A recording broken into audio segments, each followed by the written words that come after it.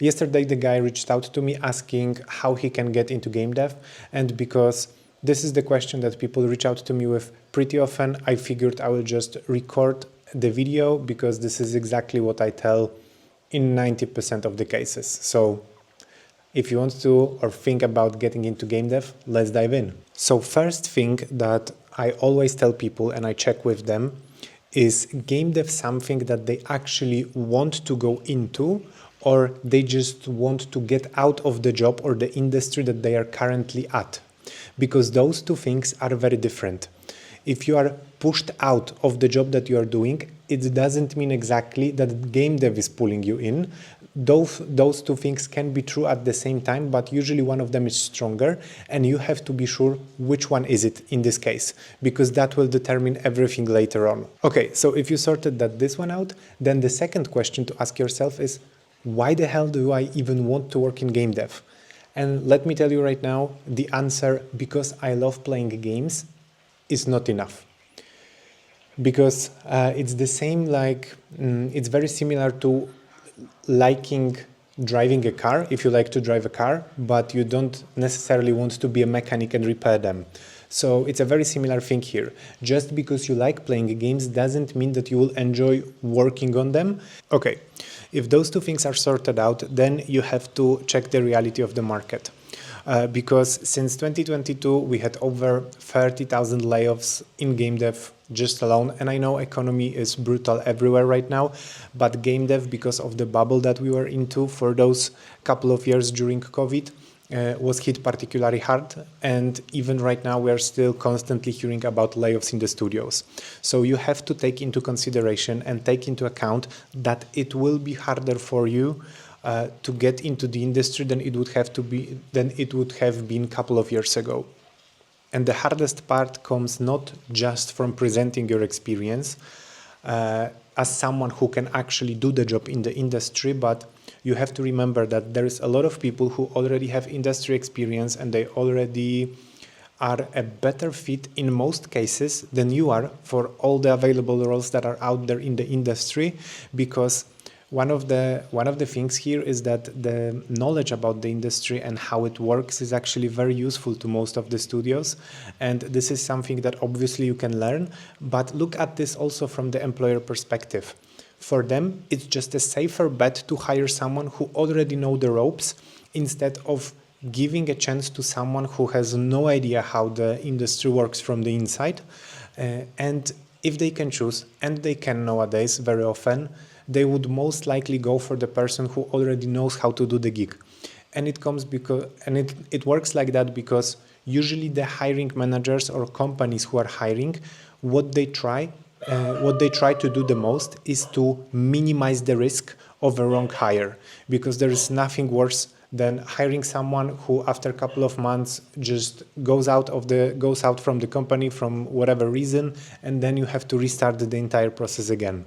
So I'm saying all of this because it's not like you can't do it, you can't jump in. You obviously can, but just to be realistic about where the industry is right now and what you are heading into, it's just worth knowing and be like, again, with eyes open, my friend.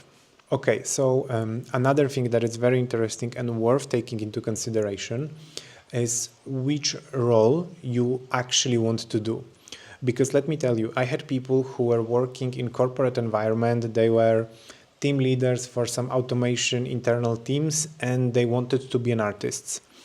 And they actually did the swap because I hired the guy who was exactly like that. Like, this is the real life scenario. First of all, it was back in the golden days, so the guy had great timing. But second of all, he already knew what he wanted to do. He already had a portfolio, so he was already an artist. He just did not work as an artist professionally. And this is a very huge difference here, because a lot of people, when they have this surge of motivation or surge of ideas that they would like to work in game dev, they are thinking that they can just pick the lane, pick game design, pick art, pick sound design, and they will figure it out from this point forward. In reality, it's actually not that easy, and very often it will require already from you some kind of initiative, some kind of portfolio, some kind of proof that this is something that you actually want to do for a living, not just like ephemeral thing that just happens to be in your head for a week or 2 weeks because your current job just sucks for whatever reason, like you had an argument with a boss or whatever. What I'm saying is pick a lane, and you will probably have to do the work before that, so it will take some time, and we are not talking like weeks, we are probably talking months or years in most cases before you will be even able to go into this specific path. Just as a It's not a point of reference specifically, but just to give you an idea of understanding how it works, how hard it is to go into certain positions. So in my experience, the closer the role is to the actual game production, the harder it is to do the switch. What it means is all the studios and the entire industry also needs this back office jobs like recruitment, accounting, marketing, and all this stuff around it. It's also in the industry, but it's way easier to get into those jobs and get the skills that you already have as a marketer in one industry and get it to game dev, or as a project manager or producer from TV shows and movies and get it into game dev, than if you would like to be a project manager, if you are a project manager in movies and then you want to be a game designer in AAA studio. We are talking, this is a completely different switch, because we are not just talking about switching the industries, but we are also talking about switching the positions, which is something that you can call like a double switch, which is one of the most hardest career swaps ever, and it requires persistence, it requires planning, it requires understanding that it might really realistically take years before you will land in this position, and a lot of sacrifices. Okay, if you already know, so we are at the point that you actually understand that you are pulled into game dev and you want to work in game dev. You understand that the reality of the market is hard, and you know that it might take years before you will get the position that you want, and you know more or less in which area you want to get in game dev. So the next thing is to understand what are your transferable skills, what you have already built in your whatever else you are doing up until this point that could be useful in game dev. So the reason is because if you are, again, like coming back to our example with project manager, if you're a project manager, let's say that you want to be a game designer. So you have some skills that might be useful, but probably it won't be that much when we are talking about direct swapping positions here. But if you are considering a producer role in game dev, then we are having a different conversation, because there is a lot of overlap when it comes to what project manager does or product manager to what producer does in game dev, or can be way more overlap, because those positions also mean different things for different companies, and there is not like one specific and one general understanding on what those people do. Then the next step and what you do is basically you start tailoring your online presence and your profile and everything around the new job that you're aiming for. So if you have a LinkedIn profile that says that you're a project manager for X company, but you know you want to swap into game dev, you start putting bits and pieces of that there. Preferably even just changing the entire thing, but I know it's not that obvious, especially if you're working in a company, you don't want them to know that you're looking for something else, okay. But still, you need to establish some kind of presence, some kind of image of yourself that people can associate with you being a game designer or like a project manager or a producer, but in game dev. Because otherwise it will be very hard for people who will stumble across your profile or who will just know you or whoever to understand that you actually want to work in game dev. And this brings us to the one of the most important things at this stage, to meeting new people and actually building your network. So this grand thing called networking, which is way easier than it sounds, because realistically what it means in your case, it means to be included in the industry in some way, shape or form. So let's say again that you want to be a game designer and you want to switch from whatever industry, from the like a project manager position or accounting, doesn't really matter. But what you can do is you can first of all start following some online tutorials, creating games and just checking stuff out just to get the hands of things. But basically just that. Very easy point of start nowadays, because there is lots of free tools that will allow you to do that. Second of all, you start participating in game jams or online game jams, or just join online communities. There is a fantastic community, Cavebear Games, I think they are called, from Ayla Derrick. I'm sorry if I'm butchering the names here, but just from the top of my head. And there's they have a really good thing going on their Discord channel, and there's a lot of stuff for newbies in the industry there, like a lot of support as well. Other things like just going to the events if you can afford that, or it's something in your area and you can afford the ticket, to just go there and network with people, reaching out to them on various channels. I'm not talking just about LinkedIn. It's one of the easiest because a lot of people are there, but basically teach yourself how to reach to people without being cringe, without expecting something in return from them, but just genuinely being curious about how their day-to-day works, how they actually go through the day with their tasks, what they are doing specifically, because then it will give you some level of understanding whether or not this is something that you would actually enjoy. That's one thing.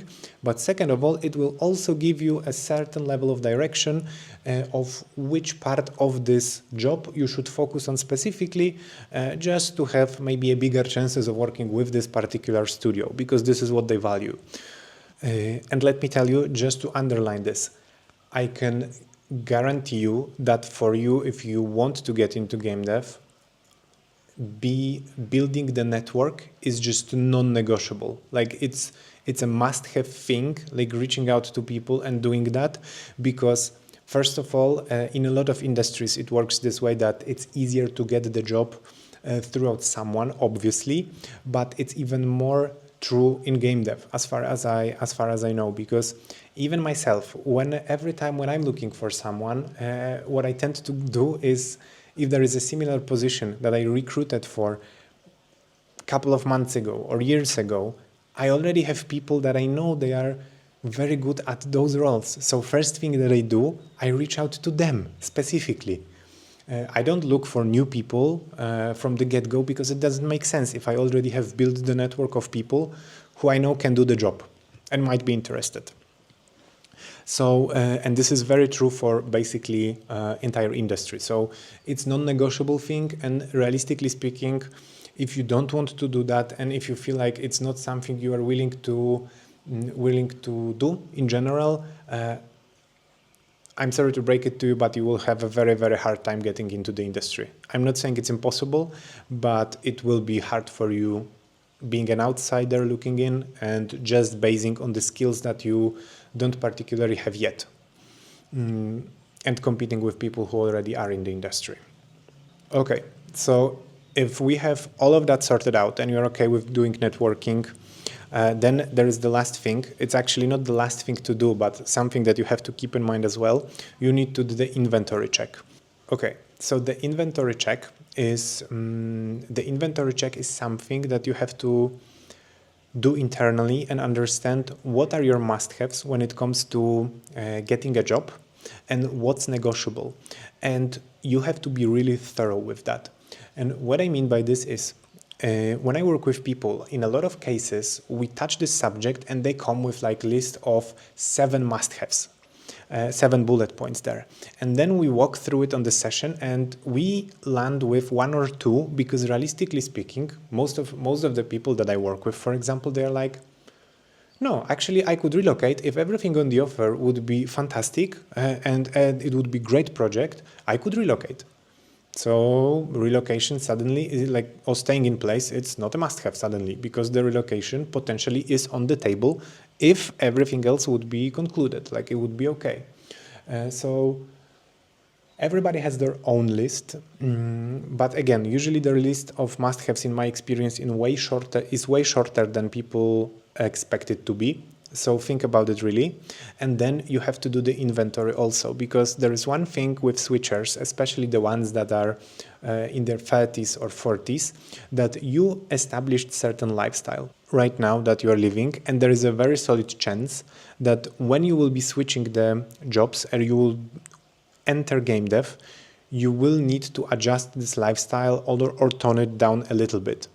It obviously depends on a lot of factors, your financial situation and how much savings do you have and so on and so forth, like honestly tons of stuff here. For everybody, everybody has different things going on there, but ultimately it's almost guaranteed that your salary will be either the same, it would be perfect honestly, but probably it will be lower at the beginning at least, and then you will have to work your way up again. You will have to understand that projects that you will work on initially, something I mentioned at the beginning, those might be the projects that won't be as exciting as you would hope to be, because people also very often think that they can enter the industry and immediately go to work on The Witcher 4. But realistically speaking, it's unlikely to happen. So there is a very solid chance you will be working on something that you actually wouldn't play on your own. And for you, it will be just a product that you will develop and you will try to do the best job you can to do it. But still, it will be just a product. But you do have to do the inventory, and we are talking about, again, relocation options, what's the salary, what are the time zones that you are okay working with, if you're okay with traveling to the office, if you're okay with working hybrid, if you are okay with working in a corporate environment, or you actually prefer the startup vibe where there is no proper job description for you and you will have to figure out a lot of things on your own, and you will most likely be expected to be available after hours, because it happens also sometimes. So you need to understand where are your boundaries, what's the inventory for you here, and what's the toolbox, what are you working with. Okay, and one last thing, it's more of a mindset related thing. So first of all, you have to understand that this process will take months or years. It won't be something that will be quick. That's one thing. This is why it's very important to have a proper job search process in place, because one of the worst things that you can do is to have those, again, motivational jumps in Saturday when you will just sit down for 6 hours and then do something related to the job search, send a couple of applications, work a little bit on your new art project, and then drop it for another 2 weeks. This won't work. Like, with 99% of certainty, this won't work for the long run. So you need a process that won't burn you out, and you need to understand what's the end game for you. Like, what is the North Star and what are you aiming for? Also, every time when you will be applying for some position, obviously there will be a lot of ghosting because it sucks, but this is how it is, unfortunately. But there will be a lot of ghosting, a lot of rejections, and you have to understand to not take all of this personally, because you have no control over how someone else's behaves. You focus on what you can control. So you focus on the quality of your work, on the documents that you present, on preparing yourself for interviews, because you can't afford to just wing them and not to be prepared as good as possible, even better probably.